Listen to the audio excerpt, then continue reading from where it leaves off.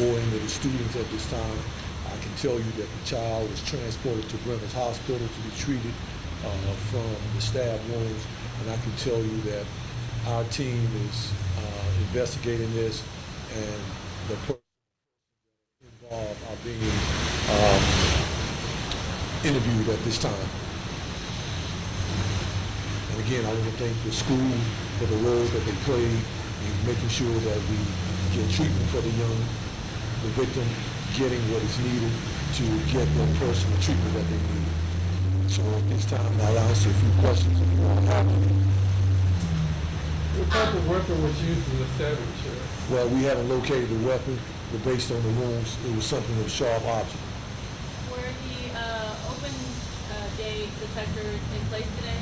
That would be a school system question. Were students had to evacuate, or did they have to stay in place? From what I understand, holding pattern. And how many were involved in At this time, I can't tell you the number involved. I can tell you that there's one victim involved, one person that sustained the stab wounds. What I can tell you is that even more than a wound, there's a psychological wound that lingers with the students, with the person that received the wound. And so to me, it's more than the physical part. It's the psychological part that will linger not only on this community, but linger in our school system. And that's the part that concerns me, is that we've got to figure out a way to remove the violence from our schools. Simple. There's no other way to say this. Simple. That's my opinion. Sheriff, you've been to a number of incidents at the school system this year. How disappointing is that you guys are competing to come back to the school system to investigate things throughout this whole year so far? It's a good question. It's very frustrating. It's frustrating to me because the frequency is too high. And when you start getting frequencies like this, we're getting toward the end of the school year. The weather has changed. The weather is getting hot. And we're talking about young kids who don't have the ability to rational the decisions, not realizing that their decisions cause conditions. Their decisions cause consequences. Their decisions affect lives. And so it's frustrating to me. Even though this young person will heal, they will always carry the psychological wounds with them. And to me, it's frustrating because we're talking about schools, a place where education is supposed to take place. Can you imagine the psychological effect that the school system, all of us involved in this, the body keeps scores on this type of incidents. And so to me, it's frustrating. And it should be frustrating to the entire community. It should be. We're talking about children. Back to the incident, Sheriff. This happened in the boys' bathroom, the incident? Yes, sir. Around what time did this happen? About 12:15. You said that you obviously have frustration over this. How will you use that frustration to try to install the solutions that you're I think that we must understand the dynamics. I don't control the school systems. I don't control what the school system uses. You're listening to Forsyth County Sheriff Bobby Kimbrough give an update about a situation over at Glenn High School in Kernersville where there was a fight and a child was stabbed during that fight. That child is now at Brenner Children's Hospital. This is an isolated incident. This is not an ongoing situation. We're going to send it back to regular programming, but you can continue to watch the press conference on our streaming channel, WFMY Plus.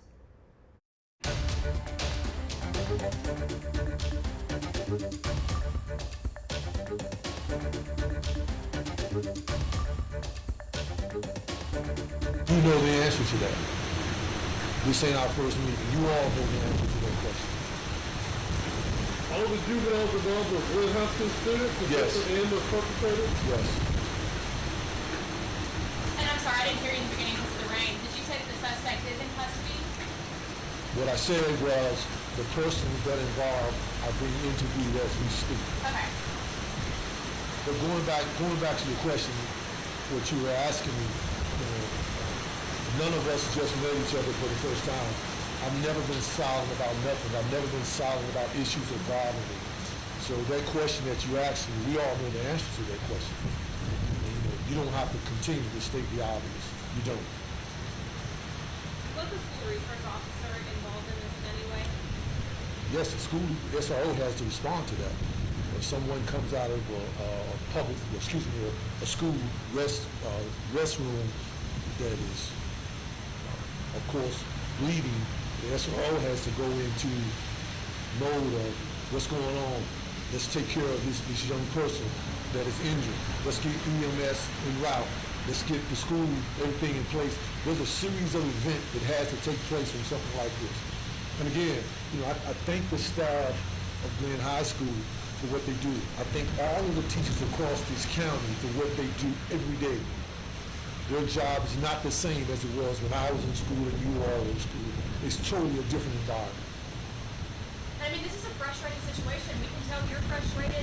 Thankfully, this student is going to be okay, but this is frustrating. I mean, Very talk a frustrating. little bit more about that.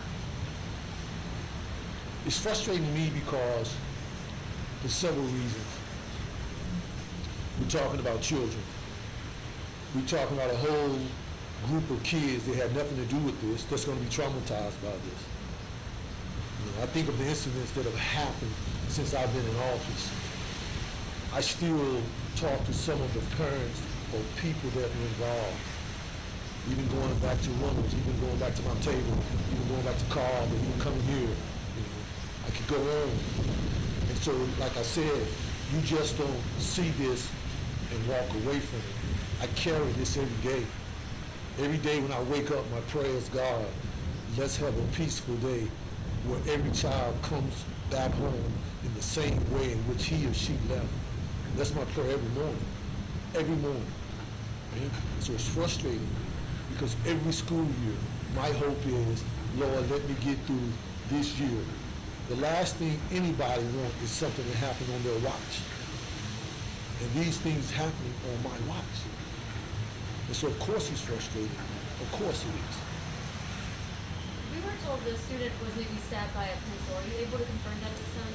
Again, I can't tell you what they were stabbed by. I can tell you it was a sharp object. I'll take two more questions from you. Outside the perpetrators and the victim, was any witnesses to this incident? Of course, there's always witnesses to an incident in school, always. What would you like the community to know right now? I'm sure that there's a lot of parents that are frustrated, as you are frustrated, but for them to know that you are trying to keep them safe. Here's what I would tell you. They probably not gonna like this. But it ain't the school system's responsibility to raise their kids. It ain't the sheriff's office, it ain't the police department. It's all of us. It's the parents that send their kids to school. That's why they call it home training. That's why they call it some things that you need to know before you go to the public. There's a behavior that all of us have to adhere in a free society. And those things have to take place in the beginning, at the home. You should know how to act before you get to a school. Everybody has there's accountability in this. It ain't the school's responsibility to raise your kids. It's the school's responsibility to educate them, especially at a high school level. It's not. It's not the teacher's responsibility to tell your kid how to act in school. It's not. It's not a teacher's responsibility to tell you that you don't harm people. It's not. It ain't the teacher's responsibility to tell you you don't go to school to fight. If there's an issue, you don't go to your place in your space and resolve it. That ain't what we do. That's why there are adults there. That's why there are SROs there. And we have to get back or go to a place to where we will have zero tolerance. A one and done. A one and done. Because too many people are being affected.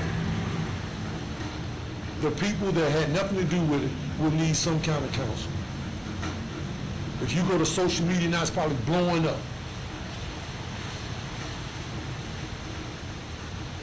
I don't want to be standing here talking to you all about something like this is happening in my county. I don't. I'd rather be talking to you about a Duke championship game or something positive or 100 beds that we have built, build-a-bed programs. I'd rather be talking to you about the food pantries, the clothing closets, not this. And I wasn't coming. But I decided, you know what? We've always operated in the spirit of transparency, and we're going to continue to do that. And that's why I came. And I appreciate you all. Thanks.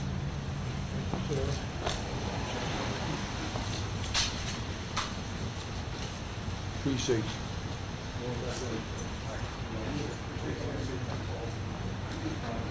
I'll send out a updated release here in a second, okay? Cool, thank you. Thank you guys for being. You were listening to Forsyth County Sheriff Bobby Kimbrough give an update about a large police presence at Glen High School in Kernersville this afternoon. He said there was a stabbing and a child with a stab wound was sent to Brenner Children's Hospital. He went on to say that this was an isolated incident and this was not an ongoing situation. We will continue to stay on top of the story and bring you more information on WFMY News 2 at 4 o'clock and also on WFMYnews2.com.